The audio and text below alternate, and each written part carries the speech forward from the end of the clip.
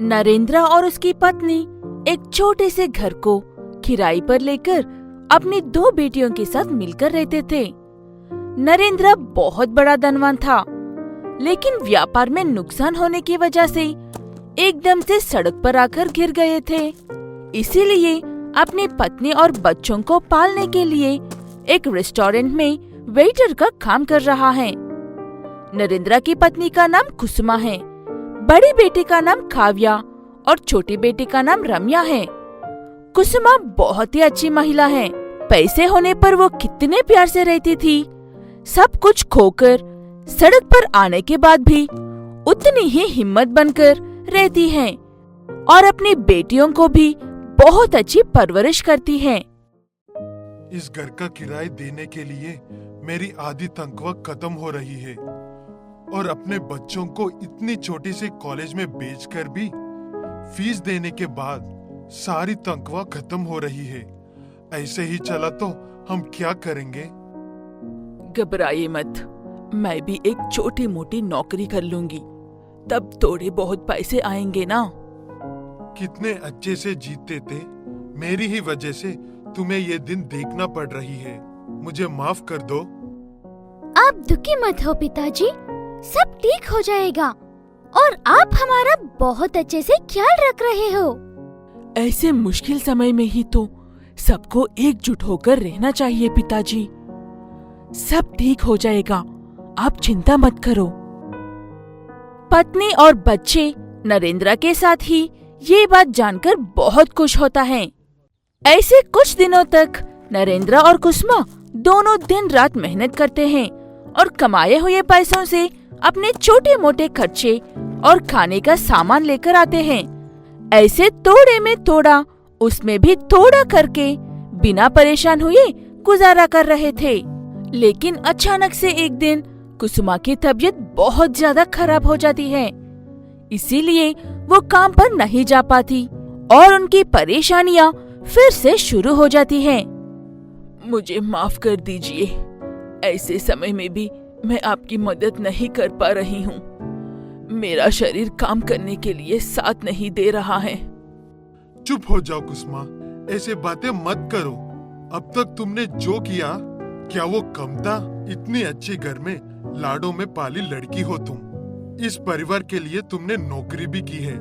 वैसे भी अब तुम्हारी तबीयत खराब है, ऐसी बातें मत सोचो। ये कहते हुए उस दिन नरेंद्र कुछ देर, बच्चे कुछ देर मिलकर कुसुमा की सेवा करते हैं। उसके अगले दिन सुबह भी कुसुमा की तबीयत ठीक नहीं होती।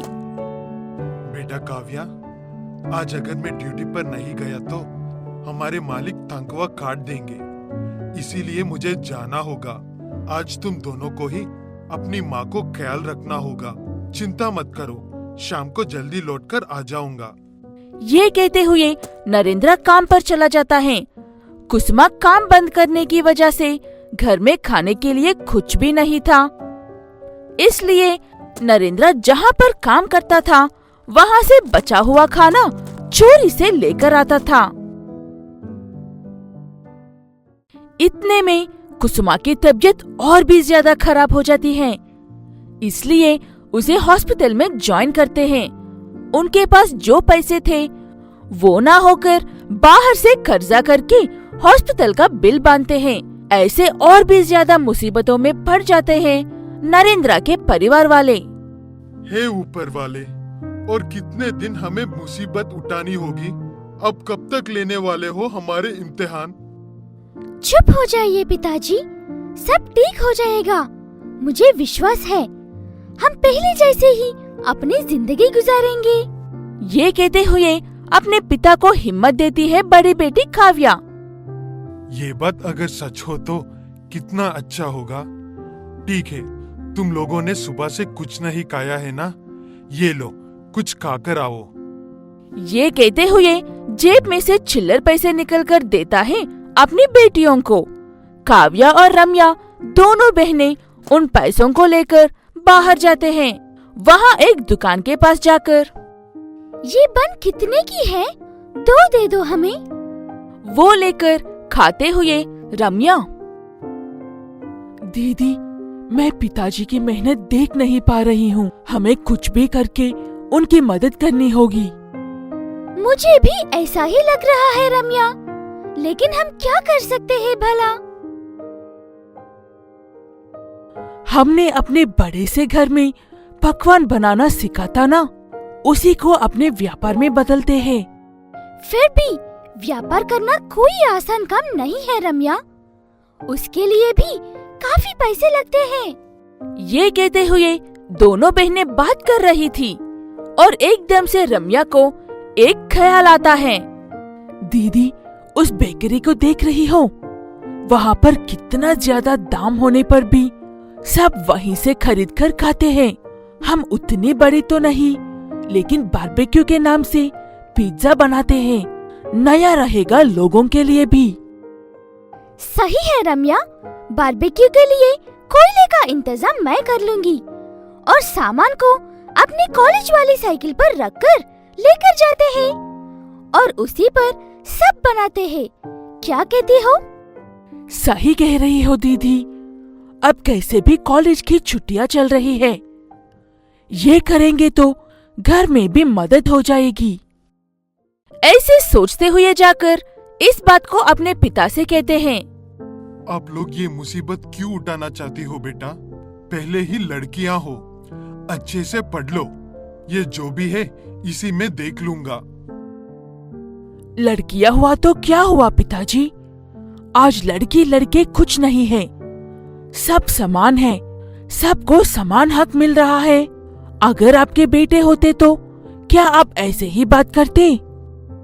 वो बातें सुनकर नरेंद्र चुप हो जाता है। उसके बाद उनके खानों में ही झुमके बेचकर पिज्जा बनाने का सामान खरीदकर लेकर आते हैं और अपना व्यापार शुरू करते हैं। उसका स्वाद बहुत ही अच्छा था, इसलिए उनका व्यापार थोड़े समय में ही बहुत अच्छे स्थान पर पहुंच जाता है। उसके बाद नरेंद्र के घर में थोड़े समय में खुशियां लौट कर आती है। नरेंद्र रेस्टोरेंट में काम करना बंद करके उनके व्यापार को संभालने लगता है। काव्या और रम्या उनकी पढ़ाई शुरू करते हैं। ऐसे एक छोटी सी साइकिल पर शुरू हुआ उनका व्यापार बहुत बड़े पिज्जा शॉप में बदल जाता है। अच्छा इलाज करने की वजह से कुसुमा की तबीयत भी पहले जैसे ठीक हो जाती है। ऐसे वो परिवार वाले अच्छे से जीने लगता है।